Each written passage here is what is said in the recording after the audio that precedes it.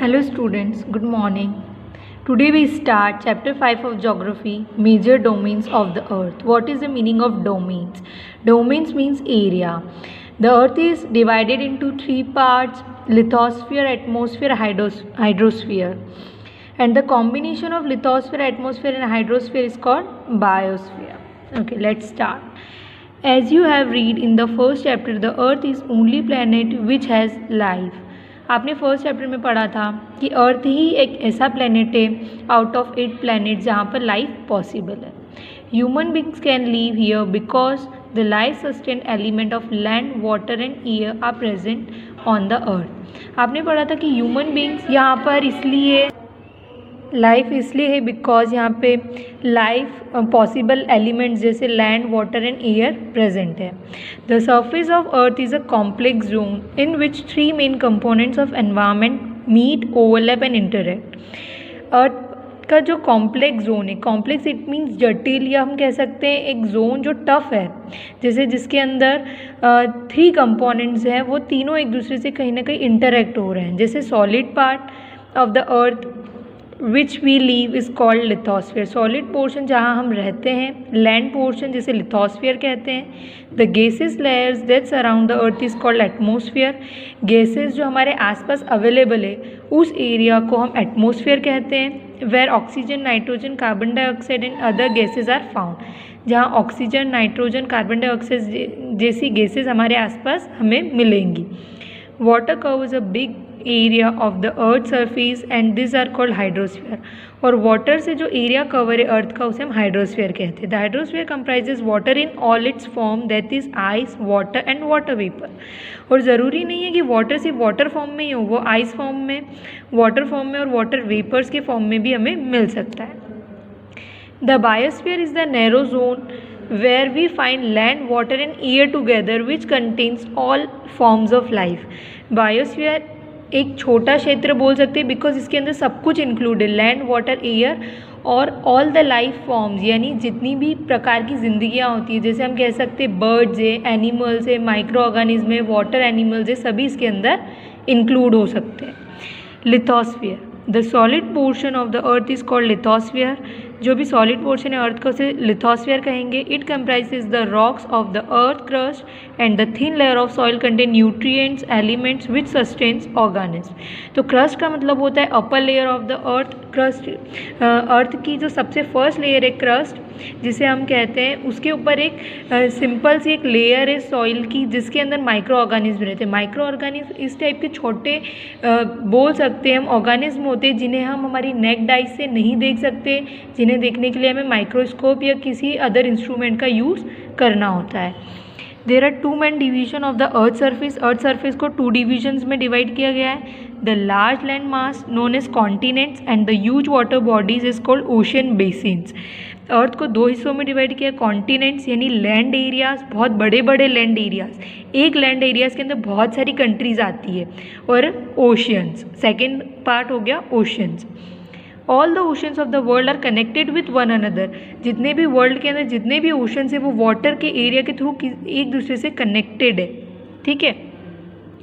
Look at the map of the world, figure 5.1. Are all the land masses connected with one another. अगर हम देखेंगे figure 5.1 तो देखिए सारे ओशन जो ब्लू कलर से है वो सभी ओशंस एक दूसरे से कहीं ना कहीं कनेक्टेड है. बट क्या सारे लैंड मासेस एक दूसरे से कनेक्टेड है? नो, क्योंकि इन सभी लैंड मासेस के बीच में आपको दिखेगा वाटर आ रहा है. The level of sea water remains the same everywhere. और जो सी वाटर का जो लेवल है वो एवरीवेयर सभी जगह एक जैसा रहता है. Elevation of land is measured from the sea level of the sea which is taken as 0. But ज़मीन क्या है, कहीं पर बहुत ऊंची है, कहीं पर नीची है, तो उसका जो एलिवेशन है मतलब फ्रॉम बॉटम टू टॉप, उसका हम मेजर करने के लिए हमें सी लेवल से हम उसका मेजरमेंट करते हैं, क्योंकि सी लेवल को हम एज अ बेस लेते हैं और उसे हम 0 से मेजरमेंट करके जितना हाई जा रहा है उतना जाते जाते हैं. The highest mountain peak mount Everest is 8,848 metre above the sea level. अब जो हमारा हाईएस्ट माउंटेन पीक है माउंट एवरेस्ट वो 8,848 मीटर अबव है सी लेवल से, क्योंकि बेस किसको माना है हमने? सी को. The greatest depth of 11,022 metre is recorded at Mariana trench in Pacific ocean. और एक ट्रेंच है, मरीना ट्रेंच, जो सबसे गहरी है, जो पैसिफिक ओशन के अंदर आती है, जिसको हमने रिकॉर्ड किया तो उसका मीटर, डेप्थ का मीटर यानी गहराई का मीटर आया 11,022 metre. Could you imagine the depth of the sea is much more than the highest point. क्या आप इमेजिन कर सकते कि ये सबसे गहरा डीपेस्ट पॉइंट था सी का, और क्या रहा होगा। कॉन्टिनेंट के बारे में पढ़ेंगे तो देयर आर मेजर 7 कॉन्टिनेंट्स हैं, there are separated by large water bodies, और ये सभी कॉन्टिनेंट्स वाटर बॉडीज़ की वजह से एक दूसरे से अलग है, सेपरेट है। This continents are Asia, Europe, Africa, North America, South America, Australia, Antarctica. तो इन कॉन्टिनेंट्स के नाम अभी मैंने आपको पढ़ के बताए हैं। And notice that greater part of the land mass lies in the northern hemisphere. जब आप पूरा मैप 5.1 देखेंगे तो देखेंगे जो नर्दर्न हेमिस्फीयर है वहाँ सबसे ज़्यादा लैंड पोर्शन या लैंड एरिया कवर हो रहा है। Now first continent is Asia. Asia is the largest continent, ये सबसे लार्जेस्ट कॉन्टिनेंट है जहाँ हम रहते हैं इंडिया में। It covers about 1/3 of the total land area of the अर्थ, और एशिया ने पूरी लैंड एरिया का 1/3 पोर्शन कवर कर रखा है। The continent lies in the eastern hemisphere. अब ये जो है ये ईस्टर्न हेमिस्फीयर में आ रहा है, मतलब 4 साइड्स होती है, ईस्ट, वेस्ट, नॉर्थ, साउथ। तो इसने कौन सा एरिया कवर किया है, एशिया ने, eastern. The Tropic of Cancer passes through this continent. Tropic of Cancer जो है वो इसी से पास आउट हो रही है। Asia is separated from Europe by the Ural mountain on the west. The combined land mass of the Europe and Asia is called the Eurasia. Okay, और जो यूरोप और एशिया इन दोनों को कौन डिवाइड कर रहा है, यूरल माउंटेन। इन दोनों के सेंटर में, मतलब एशिया और यूरोप के सेंटर में यूरल माउंटेन आ रहा है, इसलिए यूरोप और एशिया को अगर हम कंबाइन करके बोलते, अगर वो माउंटेन नहीं होता तो ये दोनों मिक्स होते, तो हम इन्हें क्या बोलते, यूरेशिया। या फिर इन दोनों के लैंडमास को कंबाइन करके हम यूरोप प्लस एशिया, यूरेशिया भी बोल सकते हैं। Next Europe. Europe is a smaller than Asia. Europe जो है वो एशिया से स्मॉलर है। The continent lies to the west of Asia, और ये कॉन्टिनेंट एशिया के वेस्ट साइड में आता है। The Arctic circle passes through it. Arctic circle यहाँ से पास आउट हो रहा है। It is bound by water bodies on 3 sides. Look at the map of the world and located. जब आप यूरोप देखेंगे, यूरोप कहाँ है, देखिए हम, ये रहा एशिया, ये रहा यूरोप, तो ये 3 साइड से हम देखेंगे कि ये वाटर से कवर है, ठीक है। Now Africa. Africa is the second largest continent after Asia. Asia के बाद अगर लैंड मास के अकॉर्डिंग देखा जाए तो ये इसका नंबर 2 आता है। द इक्वेटर और 0 degree latitude runs almost through the middle of the continent. अब हम देखेंगे इक्वेटर और 0 डिग्री लैटिट्यूड जो है वो अफ्रीका के मिडल से पास आउट हो रहा है। Large part of Africa lies in northern hemisphere. अब आप देखेंगे कि जो लार्ज पार्ट है अफ्रीका वो नर्दर्न हेमिस्फीयर में आ रहा है। 5.1 फिगर में देखेंगे, you will find that it is the only continent through which tropic of cancer, equator and tropic of Capricorn pass. ये ओनली एक ऐसा कॉन्टिनेंट है जहाँ से ट्रॉपिक ऑफ कैंसर, इक्वेटर और ट्रॉपिक ऑफ कैप्रिकॉर्न पास हो रहे हैं। The Sahara desert. Sahara desert is the world's largest hot desert is located in Africa. जो वर्ल्ड का सबसे गर्म हॉट डेजर्ट है वो सहारा डेजर्ट आपको अफ्रीका में ही मिलेगा। The continent is bound all sides by oceans and sea. और ये कॉन्टिनेंट सभी साइड से ओशंस और सी से कवर है। Look at the world map 5.1। You will notice that the world largest river Nile flows through Africa. और world की जो सबसे बड़ी लॉन्गेस्ट रिवर है नाइल, वो भी अफ्रीका में ही फ्लो करती है। Notice where the equator, Tropic of Cancer, Tropic of Capricorn pass in the map of Africa. अब जब आप 5.1 फिगर देखेंगे तो आपको फाइंड आउट करना है कि equator, Tropic of Cancer, Tropic of Capricorn कहाँ से पास हो रहे हैं। देखते हैं हम। Africa, where is Africa, this is Africa, ये रहा equator, this is Tropic of Cancer and this is Tropic of Capricorn. ये तीनों जो लाइंस हैं लैटिट्यूड की, वो तीनों अफ्रीका से पास हो रही हैं। Now again come to our point, North America is the largest continent of the world. North America जो है वो 3rd लार्जेस्ट कॉन्टिनेंट है वर्ल्ड का। It is linked to South America by very narrow strip of land called the isthmus of Panama. अब जो north America है वो 3rd largest continent है और वो साउथ अमेरिका के साथ एक नैरो, इट मीन्स होता है संकड़ी स्ट्रिप, ज़मीन की एक छोटी सी लैंड के थ्रू, जिसे हम इस्थमस ऑफ पनामा कहते हैं, उससे कनेक्टेड है। नॉर्थ और साउथ अमेरिका जो है वो इस्थमस ऑफ पनामा नाम की नैरो स्ट्रिप ऑफ लैंड यानी छोटी सी ज़मीन से एक दूसरे से कनेक्टेड है। The continent lies completely north and western hemisphere में आता है ये।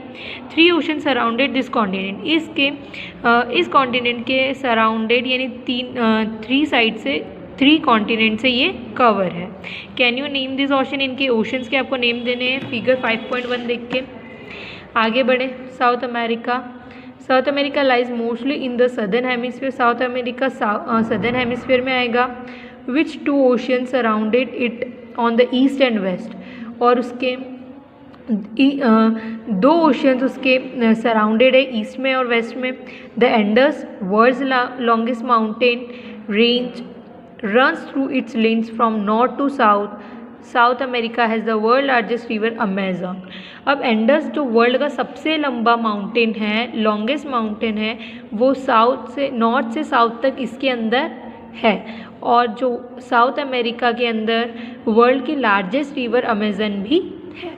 Australia is the smallest continent that lies entirely in the southern hemisphere.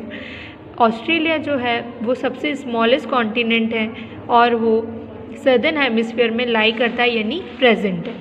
It is surrounded on all sides by oceans and seas, ये भी सभी तरफ से ओशंस और सीज से कवर है।